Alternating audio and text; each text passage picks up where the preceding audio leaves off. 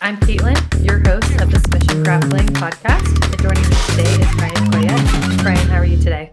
Hey, I'm doing great. Thanks for having me on. Of course. Well, thank you. So I'm going to ask you about 8 questions. So let's get started. Yeah, for sure. So tell me a little bit about how you got started with jujitsu and how long you've been training for. Yeah, so I've been training a little bit over 9 years now. I started at this little club gym in upstate New Hampshire called White Mountain Brazilian Jiu Jitsu under Craig Jones, or excuse me, not Craig Jones, Craig Willie, who's a black belt under Rodrigo. No, wait, not Rodrigo. It was, who's the other? It was, yeah, Foca Fernandez. So, like, one of the other BJJ Revolution team founders. He has a gym up in Vermont, got his black belt under him. Yeah, and then like for the first few years of jujitsu, I was just kind of like, training like once, twice a week, just kind of training for fun. And at the time I was in the New Hampshire Army National Guard, I got deployed to San Diego. And out there, I had an opportunity to train with some really good people. Definitely had a wake up call. So I was a purple belt at the time when I got sent out there, and I remember going up against in training, like it was like I think it might have been like my first session in California. I was out there training a lot in a little town called Alpine, California. Alpine Brazilian Jiu Jitsu at the time. They had a guy named Jeff Reel coaching there, but they had like a purple belt from Atos who's like, you know, competing for like world titles and stuff like that. And I don't know how many times I got submitted. It was probably like 350 times in the span of about 5 minutes. And I'm like, man, I got to get better at jujitsu. So while I was out there, like, while I could, while I was working, I trained as much as I could. And then eventually, when I finished the mission, my wife and I decided to move from New Hampshire down here to Texas. Somewhere a little bit warmer, not quite as inflated as California, but somewhere with a pretty good jujitsu scene. And I noticed that here in Houston they had a BJJ Revolution team. We started training here right away, and we've just stuck around. We've loved it. So. So when you first went from New Hampshire, across the country to California, do you Yeah. think that it was hard for you, when you first started training because of elevation, the climate, or strictly skill level? Well, I'll tell you the two hardest things. For one, I went out there during COVID. So I was there in October of 2020. And at the time where I was, like, I was living in a really small town in northern New Hampshire. And it was like, I mean, at that point, it was pretty, like you could go walk around outside. You didn't really worry too much about going into crowds. But we were there, and after like my first 3 weeks of training there, they locked everything down, and I basically had to hop around between gyms in San Diego, almost like speakeasy style. Like, um, you know. I mean, we're so far from that now. It's like I would hop around between like let's see, 10th Planet, San Diego, and Mission Gorge with Boogie, and then like Atos San Diego. And at the time, like Atos, they moved their comp class to like 6:30 a.m. Um, and with like everyone had like blacked out windows and everything like that. It was pretty funny. And then kind of the same thing for 10th Planet San Diego, just like blacked out windows. They had like, we're closed up in the window, but we were in there training for sure. So, Right, that makes sense. A lot harder during that yeah. time, unfortunately. So, what piece of advice would you give someone who is looking to start jujitsu or compete at a higher level? Well, I mean, like right now, I'm kind of trying to crack into a higher level of competition. So, like, I think really the big thing is that there's nothing around, or there's no way of getting around like mat time. Like, you really need to be putting as much mat time in as you possibly can. Like over the past few months, like, going into 2025, like 2025 will be 10 years in jujitsu. So for me, I don't have any like super specific goals in mind. I don't have like any like, oh, like I want to go and win worlds. Like, yeah, I don't have anything specific. I just kind of want to make a lot of memories and make a tangible improvement from the beginning of 25 to the end. So really, I kind of have a schedule right now that allows me to get quite a bit of volume on the mat. So I teach jujitsu at the University of Houston now, where I'm currently working toward my undergrad. And so that's like 3 days a week, no gi. And then, generally throughout the week, as of lately, it's been like a noon class and an evening class. So I think for people who are aspiring to compete, like, if you're not competing as much as, or if you're not training as much as you can, and you're not putting your best effort in, somebody else is, and they're going to beat you 100%.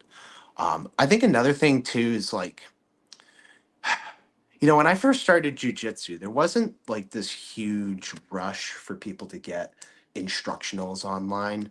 Like, you know, like they were there for sure, but I feel like now a lot of people put a really heavy emphasis on like buying instructionals and stuff like that. For me personally, maybe I'm a little bit different. I feel like I've been able to make the best developments in my game by just watching matches, like watching ADCC matches, watching like folk style wrestling matches, judo matches, and things like that. And really trying to kind of absorb concepts that they're working and then find a way to tailor it to my training. So it's allowed me to outperform people in the training room, and hopefully soon I'll be able to like really show people on a competition stage what I can do. So Yeah, that makes sense. So you mentioned that you're teaching right now, and I saw that you were NASM certified. Is that what you're doing? Applying that to your teaching? yeah, to a degree. So like I'm also a personal trainer, so like part-time, and I'm doing personal training. I was doing it full-time from 2022 up until fall of 2024 when I went back to school. Still doing it at the local YMCA here. Got my quintessential crew of clients I've had for like a couple years now. But Mhm. yeah, I mean, like I think that more than anything definitely helps from the teaching standpoint. So I'm also certified as a group instructor as well. And while I was a trainer full time, I was training a swim team. So I was like the strength trainer for a YMCA swim team.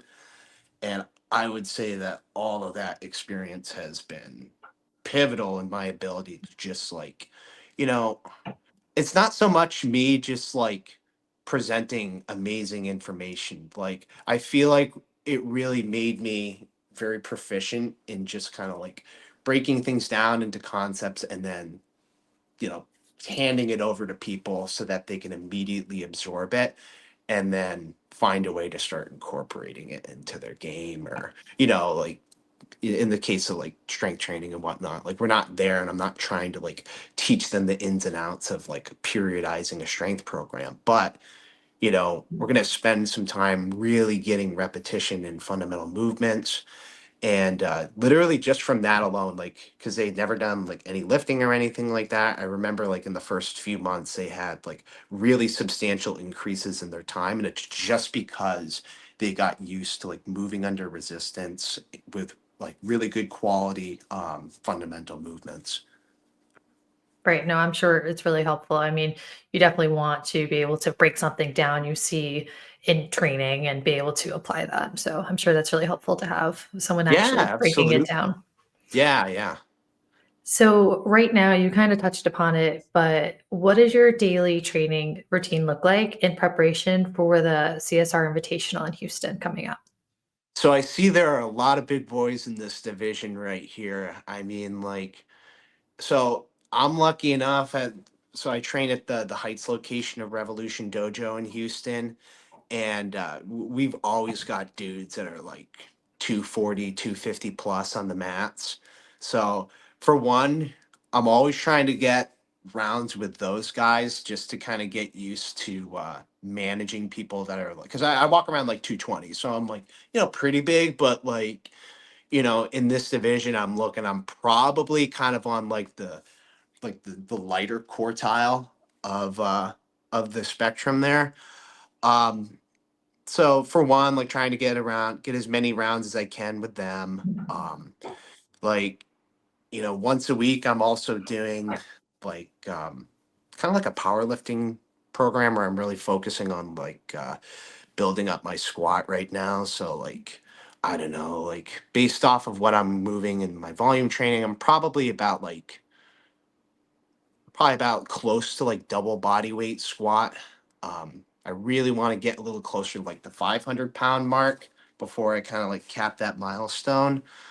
And then let's see, so I've got that, and then like in between like 2 days, Monday through Friday. Um, I'm usually doing like a 20 or 30 minute, like kind of calisthenic thing just for, just to kind of like fill in the holes for other body parts and whatnot. Make sure that building up like muscle and ligament strength, really trying to play around with like leverages and things like that. And a big part of that is staying injury free because it's like, again, when you're getting a lot of training volume and you really want to make sure that you're kind of like getting that good resistance and building like ligament capacities and all that. Not just like going in and like doing your bench press and whatnot, like arms extended and like maybe like moving around dumbbells and stuff like that to really target the ligaments in the shoulder, like some of the smaller muscle groups to prevent injury. So it's worked for me thus far. I've stayed away from really any catastrophic injuries other than like occasional tweaks here and there, like waking up sleeping on the wrong side of the bed and my neck's all like, what the hell is going on? But uh, yeah, that's pretty much it for my training, really. Yeah. Seems like you're doing the right thing, and with your personal training knowledge, puts you ahead of the game. So I'm that's good. trying. I'm trying. I mean, I'm seeing some of the guys too. Like, there's some really well-rounded guys in the division. I saw who was it? I think it was Brandon George. He looks really strong, looks really well-rounded, got some good submissions, lower and upper body. And there's another guy too. I think it's Matt Cornett. The dude just looks like a video game boss. Like the dude looks like he's just lifting up hail bays and stuff like that. And he looks like he has pretty good jujitsu. So I'm definitely gonna have my hands full, and we're gonna have some fun matches for sure. We're gonna put on a show for sure. So with all that being said, what is your expectations and goals of the tournament itself? My expectations, it's like I try not to think too much about expectations. Like I just try to think of like, okay, am I putting everything that I possibly can into training? And you know, when I do that, when I know that I've like really squeezed that orange completely, um, my confidence is always good. So like win, lose, or draw, whatever. Obviously, like I've got some specific goals in mind. Like I really want to get finishes. Like if I can get some quick finishes early on and really conserve my energy for later on, that's the goal. Like obviously, I want to go in and win the whole thing. Like so I think my best chance at doing that is to like really continue to build up on some areas in which I know that I can get fast finishes. And then after that, just like be ready for an absolute barn burner for that last match. So Seems like a good strategy. So it's a for anyone, goal. We'll see what yes, happens. a Anything can goal. happen. Correct. So for anyone who has not yet decided to attend, can you give them one last reason to come out and support you and the other competitors? Well, I'll tell you what, like if you're from Revolution Dojo or you are a friend of the gym, my wife's gonna be there and we're building up a little entourage to show up. I don't know if it's like a BYOB thing. I don't want to like build up anybody's hopes. And I don't want people showing up there tailgating and getting too turned up. But we're gonna have a good time. We're gonna have some people showing up. And if you want to have a good vibe, watch some matches of dudes just like putting it all out there.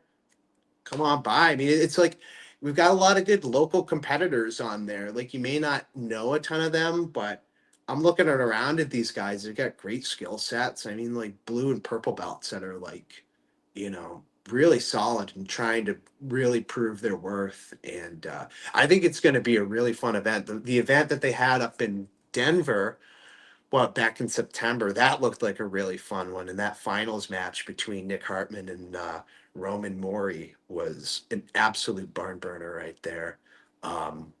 Super worth your while. If you want to see like up and coming talent, really putting it all out there, and you also want to have a good time with some laughs, just come on down. All right. Where could someone buy a ticket if they do want to show up in person? Oh man, I have no clue exactly. I think that I was talking with the promoter. I think he was saying that he's going to be handing out tickets to athletes, I think. If not, I'm sure at the venue they'll have tickets that you could buy online, obviously, through the Combat Sports Report website. Um, but yeah, get back to me on that if anybody's interested and you're at the gym, friend of the gym, reach out to me on Instagram. I'll get you set up with a ticket so that you can show up for the event. Perfect. Well, thank you for your time. But before we do go, I did want to remind everyone that, if you can't come out and buy a ticket and you can't make it all the way to Houston, that the Combat Sports Report YouTube channel is going to stream it live on YouTube. Oh, wow. So There you go. yeah, so you just have to go on over to the channel the day of on February 22nd and then tune right in. But if not, yeah, definitely reach out to any of the competitors. You can reach out to Ryan directly and we'll get you some tickets. Awesome. Awesome. Yeah. Happy to do so. And I'm really looking forward to the event.